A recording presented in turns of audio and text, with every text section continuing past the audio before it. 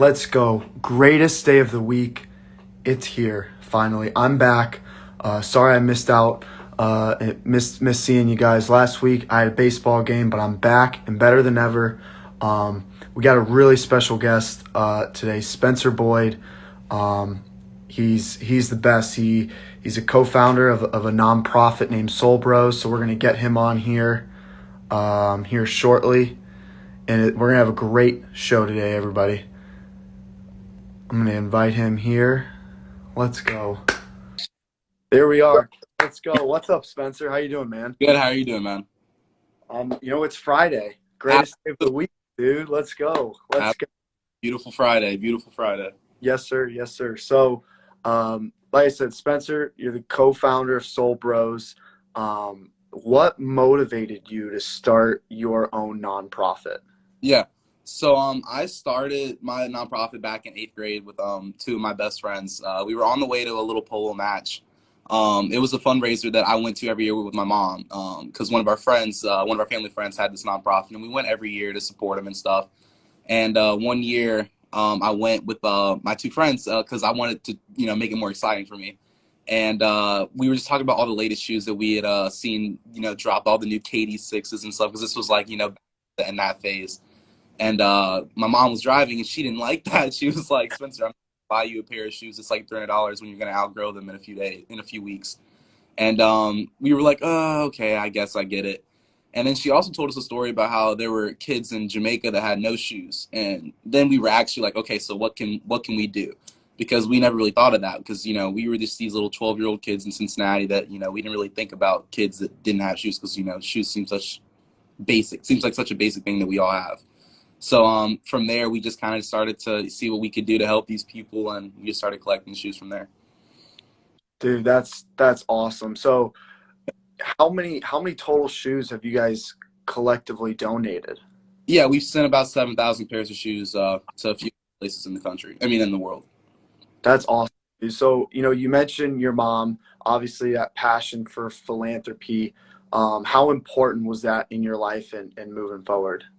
Yeah, for me personally, it's been like something that my mom kind of instilled upon me like early. Ever since I can remember, like even on Christmas, like I could never like open my gifts on Christmas morning unless I did something before.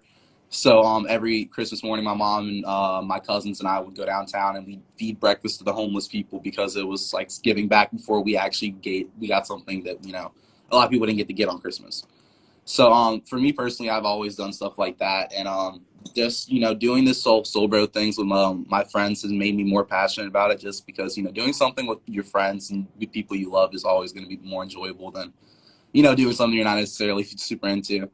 But yeah, that's kind of how I've handled the community work for a while. Dude, that's awesome. That really is. And shout out your mom. Seriously, Yeah, shout out. That's sure, awesome. man. For sure, Now, man. if I remember correctly, Soul Bros, that you guys were on Kelly Clarkson's show, right? Yeah, yeah, that was like last year around this time. Now that I think about it.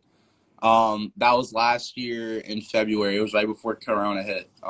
We got to be on the Kelly Clarkson show. So two of the members flew out, and then two of us held a little sneaker drive in Cincinnati that she like funded for us. So I unfortunately didn't get to go to LA because I had a swim meet the next day. So I had to stay with my friend that was also, he's a basketball player at Miami University. Me and him both had to stay back because we both had sporting events like the next day, and then the two that were out of season went to LA and did the interview in person. But it was still really cool. It was so much fun. That's awesome, dude. And I saw, you guys had your own TED Talk too. Like, Yeah.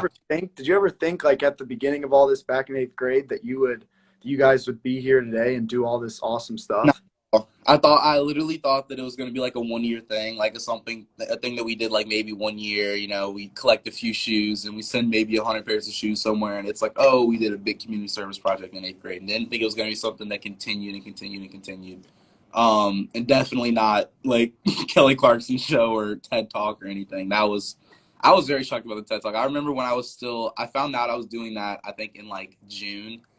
I got a call while I was at a baseball practice, and my mom was like, "Spencer, you're giving a TED Talk." And I was like, "What the heck?" Dude, oh my gosh, that's awesome. Yeah, I appreciate it, man. So, along the way, were there any obstacles or issues that you guys ran into, and how did you guys overcome that? Yeah. I don't even know where to start. There was a lot.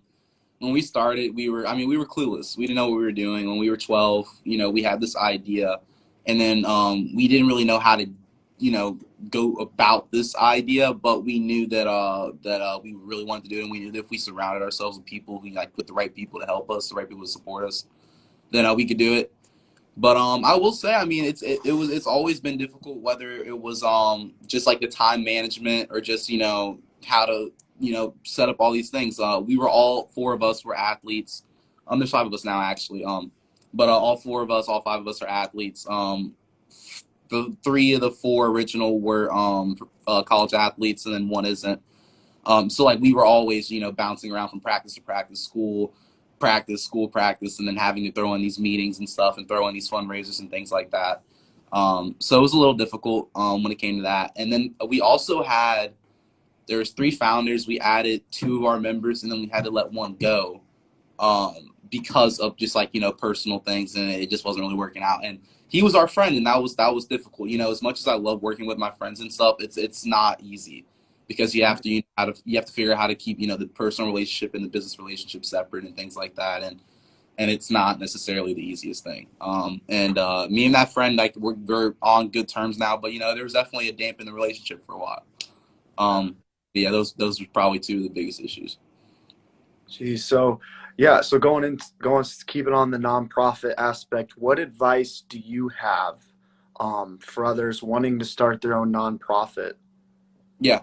So this is honestly like a little plug for my my TED Talk, but watch my TED Talk in my bio if you want to hear more. But basically, we would say that in our TED Talk is basically our message is how to inspire the generation.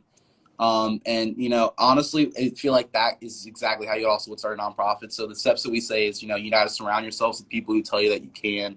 You can't surround yourselves with people who tell you can't do this, you can't do that.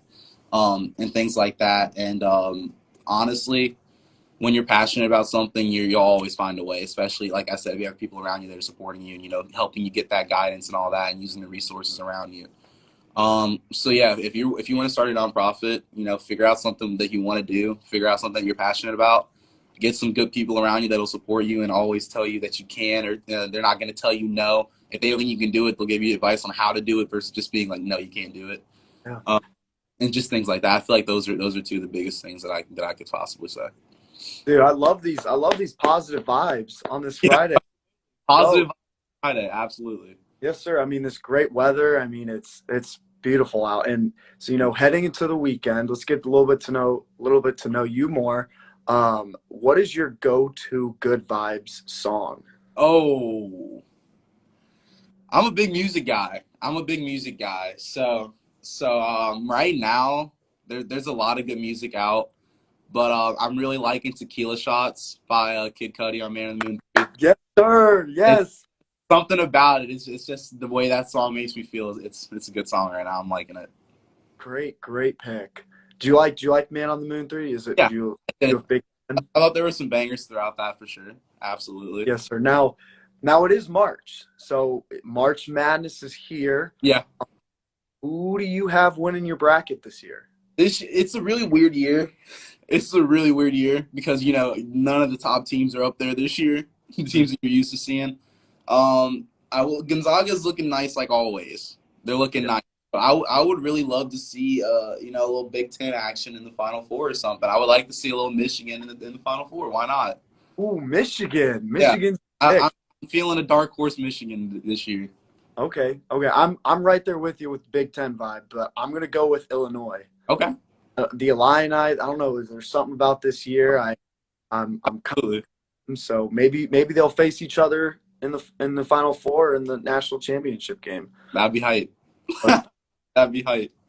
Dude, hey, have a great rest of your weekend, Spencer. Thank you so much for joining us. Follow Spencer. Check out his TED Talk. Follow Soul Bros for sure. Spencer, it's always a pleasure, my man. All right? Yeah, good to talk to you, man. Good Have to a see good you. one. Yeah, dream girl, dreaming, I be dreaming. Missing all the days you got me fiending. I said I love you, babe, you know I mean it. Hey, yeah, dream girl, I be dreaming.